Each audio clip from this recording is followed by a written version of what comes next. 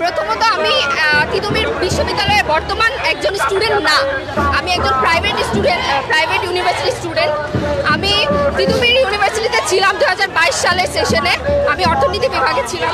আমি শুধুমাত্র ল পড়ার জন্য এই ইউনিভার্সিটি ছেড়েছিলাম। আমি একজন প্রাইভেট ইউনিভার্সিটিতে শিক্ষার্থী, এখন বর্তমানে প্রাইভেট সেই ইউনিভার্সিটিতে আছি। তিতুমিরের ল ডিপার্টমেন্ট, জার্নালিজম ডিপার্টমেন্ট এগুলো নাই, আপনারা জানেন। যদি বিশ্ববিদ্যালয় হয়ে যায় তাহলে এই ডিপার্টমেন্টগুলো চলে আসবে, এই জন্য আমি ওদেরকে সাপোর্ট দেওয়ার জন্য শুধুমাত্র এখানে আছি।